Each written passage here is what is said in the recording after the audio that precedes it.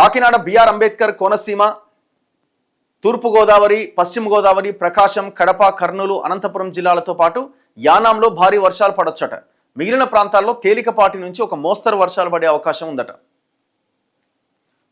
So Srikakulam, Visakha, Vizianagaram, తూర్పుగోదావరి, పశ్చిమ గోదావరి, కృష్ణా జిల్లా తీర ప్రాంతాల్లో సముద్రపు అలలు 3 మీటర్ల ఎత్తుకు పైగా ఎగిసిపడే ప్రమాదం ఉందని హైదరాబాద్లోని ఇన్కాయిస్ తెలిపింది. సో ఇట్లా ఈ వాన ఆంధ్రప్రదేశ్లో కొన్ని జిల్లాల్లో బీభత్సం సృష్టిస్తుంది. మచిలీపట్నం, మంగినపూడి బీచ్లో ముందుకొచ్చిన సముద్రం. సో ఇంతవరకు ముందుకొచ్చింది చూడండి. పొట్టి శ్రీరాములు నెల్లూరు జిల్లా కావలి తహసీల్దార్ కార్యాలయం వద్ద కూలిపోయిన చెట్లు.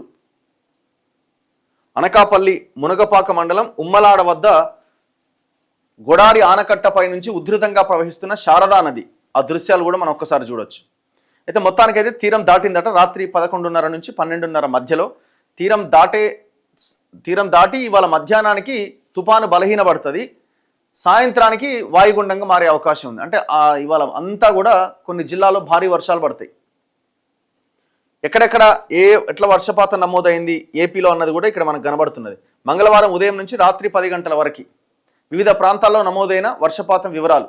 దాదాపుగా ఎక్కువ వర్షపాతం పడ్డది నెల్లూరు జిల్లాలో కావలి ప్రాంతంలో 21.2 సెంటీమీటర్ల వాన పడ్డది.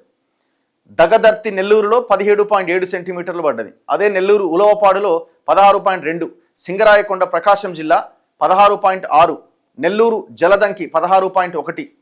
సో మొత్తం నెల్లూరు, ప్రకాశం జిల్లా, ఈ ఒంగోలు ఈ ప్రాంతాల్లో ఈ వాన బీభత్సం సృష్టించింది. విశాఖ నగరంలో టీపీటీ కాలనీకి వెళ్లే రహదారిపై కారుపై పడ్డ చెట్టు. కారు ఉందట, కారు మీద పడ్డది. అయితే మొంత అంటున్నారు కదా. మొంత అనే పదం ఎట్లొచ్చిందని అంటే, ఇప్పుడు తుఫాన్లకి ప్రజలు అలర్ట్ కావడానికి రకరకాల పేర్లు పెడతా ఉంటారు, ఒక్కొక్క పేరు. బంగాళాఖాతంలో ఏర్పడి రాష్ట్రాన్ని గజగజలాడిస్తున్న తుఫాన్కు మొంత అనే పేరును థాయిలాండ్ దేశం పెట్టిందట.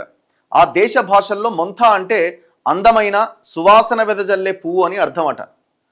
మన సువాసన వెదజల్లేది ఇక్కడ బీభత్సం సృష్టిస్తుంది అంటే దాని మీనింగ్ అది.